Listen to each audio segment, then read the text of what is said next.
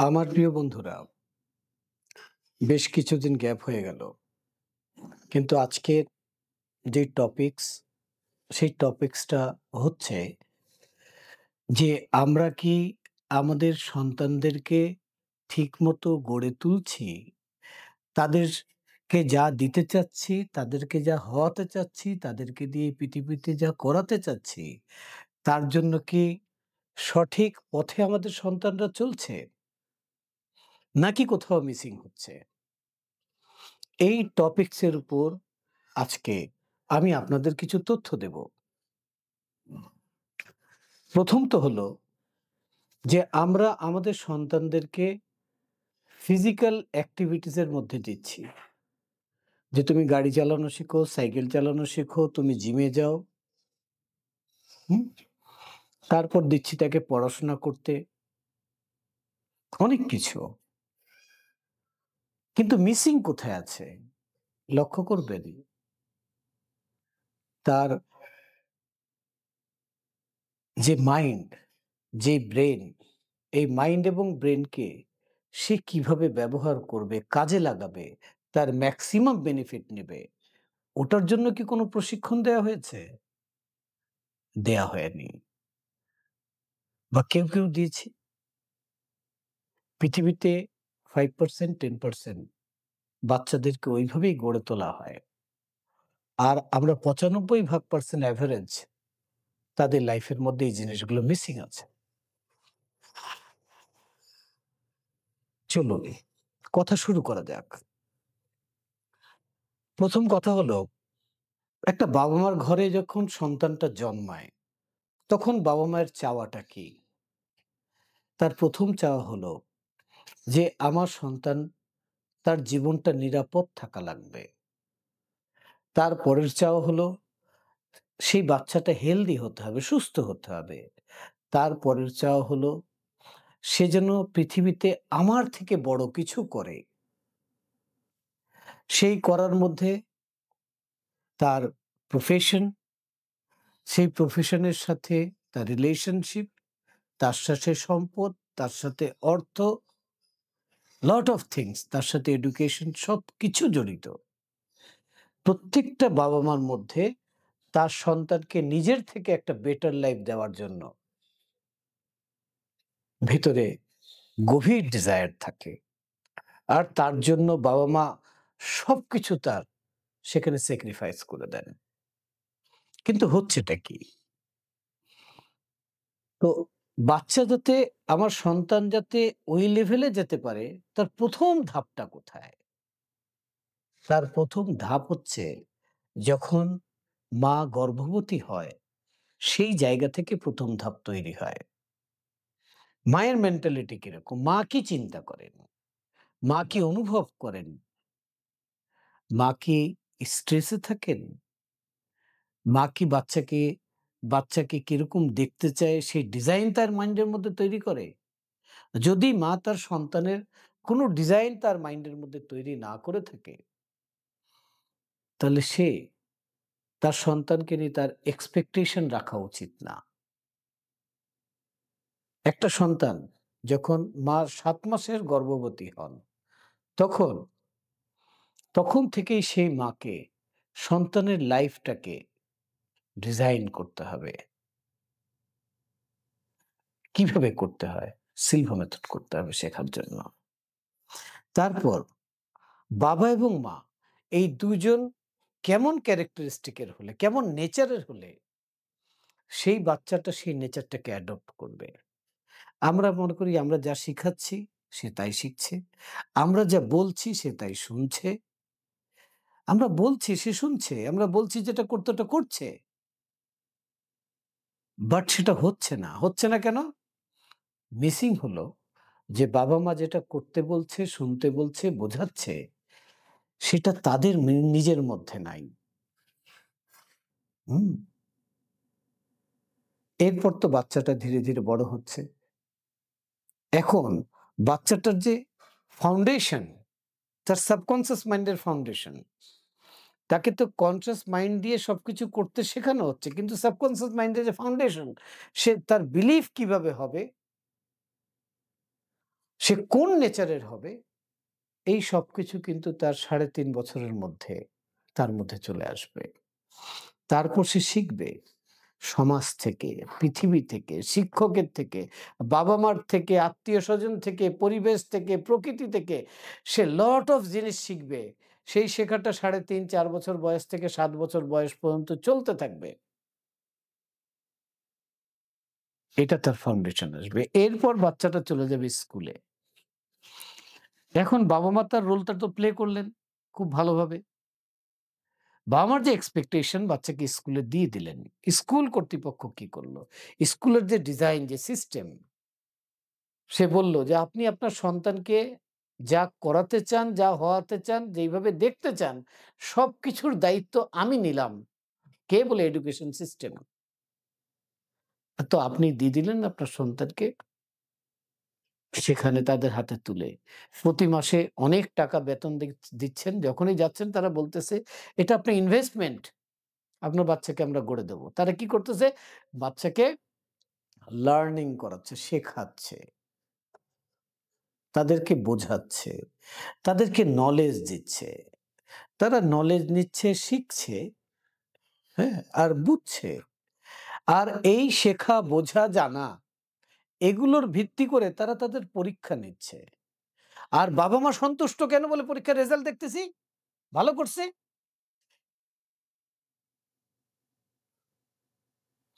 এখন যদি আমি প্রশ্ন করি যে আপনার সন্তানটা পড়াশোনা শেষ করে কি করবে?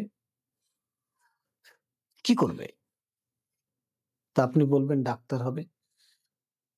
তাহলে পড়াশোনা শেষ হবে তার ২৪, ২৫, ২৬ বছরে। তারপর সে ডাক্তার হবে। বলে ইঞ্জিনিয়ার হবে। বলে তারপর সে ইঞ্জিনিয়ার হবে। অর্থাৎ তার লার্নিং চলতেছে। কিন্তু তাকে ডুইং যেটা সে শিখছে প্র্যাকটিক্যাল করার সুযোগ তাকে দেওয়া হবে ২৫ বছর বয়স হয়ে গেলে। মিসিংটা দেখেন। যে ২৫ বছর বয়স হয়ে গেলে এখন তাকে কাজে পাঠান। তো তখন বলবে, "না, ওকে কাজে ঢুকিয়েছেন, ও কাজ করতেছে। ওকে এখন প্র্যাকটিক্যাল কাজটা শিখতে হবে।" তারও ১-২ বছর লাগবে। আরো ১-২ বছর সে কাজ শিখবে, কাজ শিখে একটু দক্ষ হবে, তখন সে উপার্জন করবে। এখন কি হবে? বলে মেয়ে হলে তো তাড়াতাড়ি বিয়ে দিয়ে দাও। আর ছেলে হলে যে ওকে একটু ইনকাম করে নোক তারপর বিয়ে দিয়ে দেই। তাহলে কি এই যে বাবা-মা একটা সন্তানকে ৪ থেকে ২৪ বছর বয়স মানে ২০ টা বছর যে এডুকেশন সিস্টেমের হাতে তুলে দিল, তারা কি করল? বলে তাকে শেখালো, বুঝালো, জানালো, কিন্তু করতে দিল না। আর সে এডুকেশন সিস্টেম আপনাকে বলতেছে যে ডেফিনিশন অফ এডুকেশন কি? বলে জানতে হবে, শিখতে হবে, বুঝতে হবে, করতে হবে। তুমি যেটা জানো, যেটা বুঝো ওটা যদি করে দেখাতে পারো তাহলে বলব যে হ্যাঁ, তুমি এডুকেটেড। কিন্তু করার জায়গাটা মিসিং আছে। করতে দেওয়া হচ্ছে না। এখন কি হচ্ছে? প্রবলেম কোথায় হচ্ছে দেখেন? প্রবলেম হচ্ছে ওই বাচ্চাটা পড়াশোনা করতেছে কতক্ষণ? ওর কাছে তো ২৪ ঘন্টা আছে। ওর ব্রেইন খুব শার্প। অনেক কিছু সে করতে চায়। ঠিক আছে? তো ও ৫ ঘন্টা স্কুল করে, ২ ঘন্টা হোমওয়ার্ক করে। মানে এডুকেশন হলো ৭ ঘন্টার, সপ্তাহে ৫ দিন কি ৬ দিন। ঠিক আছে? আর ধরে নিলাম সে ৮ ঘন্টা ঘুমাবে, ২ ঘন্টা তার নিজস্ব কাজকর্ম, গোসল করা, খাওয়া-দাওয়া। তাহলে তার কাছে ৭ টা ঘন্টা রয়ে গেল। এই ৭ ঘন্টা তার জন্য করার কি আছে? কি দিচ্ছেন আপনি? স্কুল কি দিচ্ছে? কলেজ কি দিচ্ছে? ইউনিভার্সিটি কি দিচ্ছে? বাবা-মা কি দিচ্ছেন? আর সেই বাচ্চা যখন ওই ৭ ঘন্টা ওই ওয়েস্ট টাইমটাকে এনজয় করার জন্য এরকম একটা স্ক্রিন ব্যবহার করছে, তো আপনি রাগ হচ্ছেন কেন? কম্পিউটারে গেমস খেলতেছে আপনি রাগ হচ্ছেন কেন? একটা হিউম্যান ব্রেইন তার কেন ২৪ বছর বয়স পর্যন্ত ওয়েট করা লাগবে এত কিছু শেখার জন্য?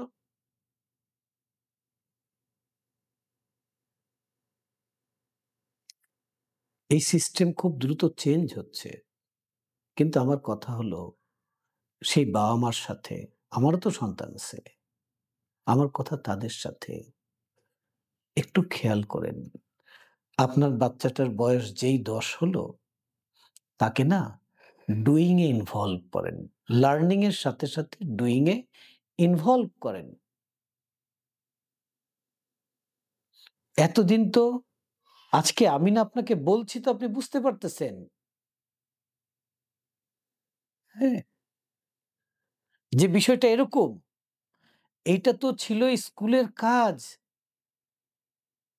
যে ও ৪ ঘন্টা পড়বে, যেটা পড়লো ওটা ২ ঘন্টা করবে। স্কুল সেই জিনিসটা দেয় নাই তাকে। তাকে সার্টিফিকেট দিয়ে বের করে দিয়েছে। বলল ও শিখে গেছে, জেনে গেছে, বুঝে গেছে। আর বলছে এডুকেটেড না, ইউনেস্কো বলছে না এডুকেটেড। বলছে করতে হবে।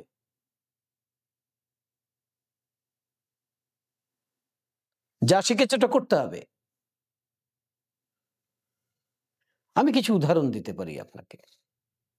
আপনার ১০ বছরের সন্তান। সে পড়াশোনা করে ব্যাংকার হতে চায়। তো তাকে এক কাজ করেন না, ব্যাংকে নিয়ে যান।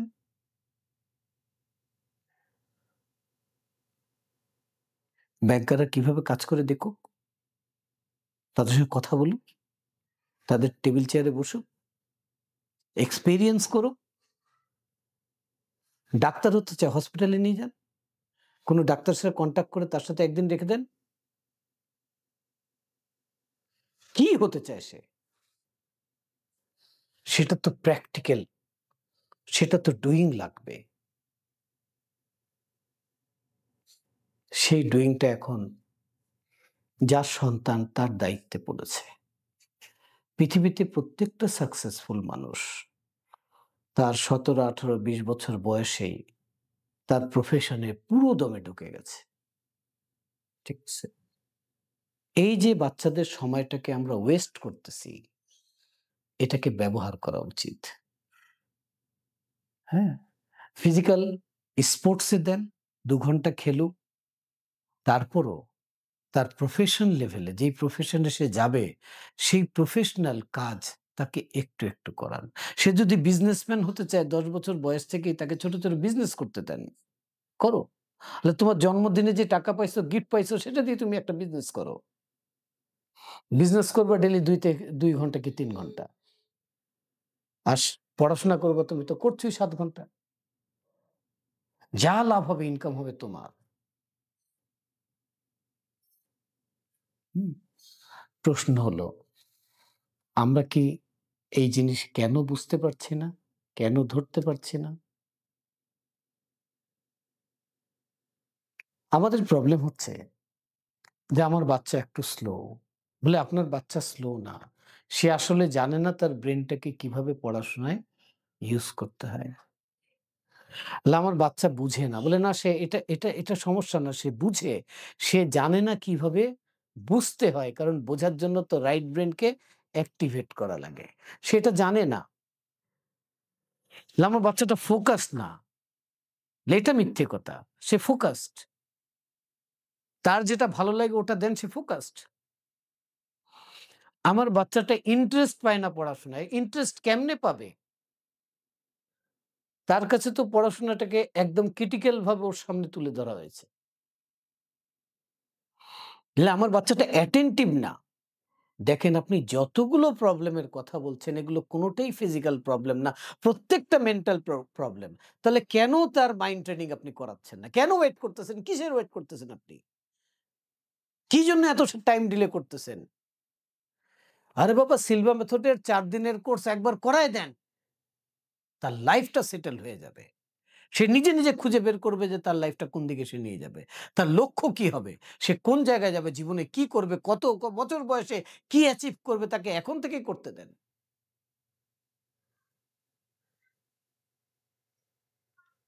তাকে আলফা লেভেল ব্যবহার করার এডুকেশন দেন। তাকে থিটা লেভেল ব্যবহার করা এডুকেশন দেন। তার ভেতরে কোনো বিলিফ সিস্টেমে কোনো ল্যাকিং থাকলে সেটাকে ঠিক করার তাকে অপশন দেন।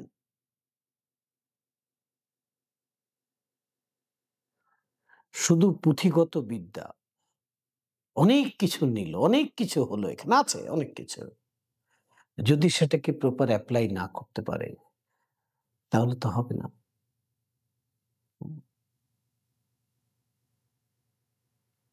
এর আসল ল্যাকিং কোথায় জানেন? এই যে আমাদের দুটো ব্রেন আছে, লেফট এবং রাইট ব্রেন, এই যে আমাদের কনসিয়াস মাইন্ড, সাবকনসিয়াস মাইন্ড, এই টোটালটাকে ব্যবহার করার ট্রেনিং তাকে সবার আগে দেওয়া উচিত ছিল। স্কুলেরও পাঠানোর আগে। তাকে আমরা চাপ তো দিছি, হ্যাঁ? তাকে পড়তে বলছি, চাপ দিছি পড়ো। কিন্তু তাকে শিখাইনি কিভাবে পড়তে হবে। এই এটা করো, কিভাবে করতে হবে দেখায়নি। এটা মেমোরি করো, এটা মনে রাখো। আরে মনেটা রাখবে কিভাবে? আমি অনেকের সাথে কথা বলেছি, মেমোরির মানেই বুঝে না। মেমোরি মানে মনে রাখা, না মনে রাখা মানে মেমোরি না। মেমোরি মানে রিকল করা। মনে এখানে সব আছে। রাইট ব্রেন সোর্স এর সাথে কানেক্টেড।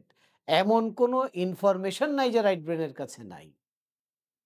প্রবলেম হচ্ছে সেখান থেকে বের করা।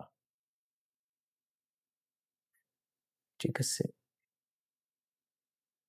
কোনো কিছু আন্ডারস্ট্যান্ড করতে হয় কিভাবে? কোনো কিছু অবজার্ভ করতে হয় কিভাবে? কিভাবে পরীক্ষার খাতা সামনে আসলে সবকটা অ্যান্সার করব?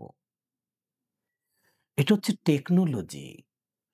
সেই টেকনোলজিটাকে আপনি ট্রেন করেন নাই, কিন্তু তার থেকে আপনি ফিডব্যাক চাচ্ছেন, রেজাল্ট চাচ্ছেন। আর তাকে আপনি অলস সময় ডেইলি ৭ ঘন্টা করে দিচ্ছেন, সেই অলস সময় সে প্রেম করলে আপনার দোষ হচ্ছে, সে মোবাইল ব্যবহার করলে আপনার দোষ হচ্ছে।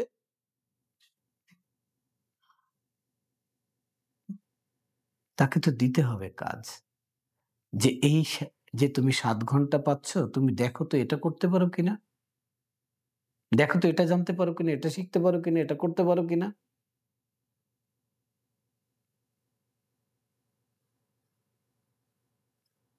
তা আজকে এই কথাগুলো বললাম, কিছু কথা একটু শাউট করে বললাম। কিছু মনে করবেন না। আমি চাই যেভাবে আমি উপলব্ধি করছি আমার নিজের সন্তানদের নিয়ে, আপনাদের সন্তানদের নিয়ে যারা আমার কাছে আসেন, সেই উপলব্ধি থেকে আজকে এই ভিডিওটা করা। আমাদের সচেতন হওয়া দরকার। সচেতন হওয়া দরকার। গতকালকে এক স্কুলের পাশ দিয়ে যাচ্ছিলাম। ১০-১২ বছর বয়স। ২ গ্রুপে মারামারি লেগে গেছে। কেন? উত্তর আছে আপনার কাছে? হুম? সন্তান তো আমার, আপনার। তাই আমাদেরকে খেয়াল রাখতে হবে। আমরা স্কুলে দিয়ে দিচ্ছি, কলেজে দিয়ে দিচ্ছি। আমাদের দায়িত্ব শেষ হয়ে যায় নাই। ওদের সাথে বন্ধু হয়ে কাঁধে কাঁধ মিলিয়ে ওদের পাশে থাকতে হবে। যাতে ওরা ওদের সময়টাকে প্রপারলি ইউজ করতে শিখে। হুম? একটা বাচ্চার ৫ বছর বয়স। কেন সে তার রুম গুছাবে না? এই তো ডুইং এর পার্ট। একটা ৪ বছরের বাচ্চা নিজের হাতে খাবে না কেন? এটা ডুইং এর পার্ট। একটা বাচ্চা গ্রামে বেড়াতে গেছে, কেন সে সাঁতার কাটবে না? তো ডুইং এর পার্ট। সে গাছে উঠবে না কেন ফল পাড়তে? তো ডুইং এর পার্ট। যেটা আপনার আমার বেলায় ছিল। কেমনে, কেমনে ডুইং হয়ে যেত। যত ডুইং করবে ব্রেনের নিউরন তত খুলতে থাকবে। আমরা তাদের ডুইং এর জায়গাটাকে ছোট করে দিচ্ছি। আর অনেক টাকা খরচ করে চাচ্ছি সেখান থেকে রিটার্ন আসুক। হুম, হুম।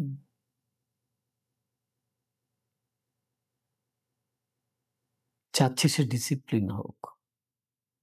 চাচ্ছি সে আরো ভালো হোক। হুম? এই সচেতনতা সবার মধ্যে তৈরি হোক, বোধোদয় হোক। হুম? আমি সিলভা মেথড নিয়ে ডাক্তার কালাম ফারুক আপনাদের পাশে আছি। বাংলা ভাষায় করাচ্ছি। আমার কাছে একবার কোর্স করলে সারা জীবন সে আমার সাথে লিঙ্ক হয়ে যাবে, যুক্ত হয়ে যাবে। আর এই কোর্সকে সারা জীবন সে রিপিট করতে পারবে কোর্স ফি ছাড়া। শুধু একবার টাকা দিয়ে কোর্সটা করতে হবে। আমি মনে করি প্রত্যেকটা বাবা, মা, সন্তান পুরো পরিবারের এই কোর্সটা করা প্রয়োজন। আমার সাথে যুক্ত হন, যোগাযোগ করুন, আসুন আমার কাছে। হুম? আমি প্র্যাকটিক্যালি এডুকেশনটা দিয়ে থাকি। ঠিক আছে? আজকে তো কথা বললাম স্টুডেন্টদেরকে নিয়ে। হ্যাঁ? হেলথ নিয়ে আমি কথা বলতে পারি, রিলেশনশিপ নিয়ে কথা বলতে পারি, বলবো। ধৈর্য ধরে আমার কথাগুলো শুনেছেন। আপনাদের কাছে অনেক, অনেক কৃতজ্ঞতা এবং ভালোবাসা রইলো। অন্তর থেকে শুভকামনা রইলো। আপনার সন্তানের জীবনটা যেন উজ্জ্বল নক্ষত্রের মতো হয়। এই কামনায় আজকে এখানেই রাখলাম। ধন্যবাদ।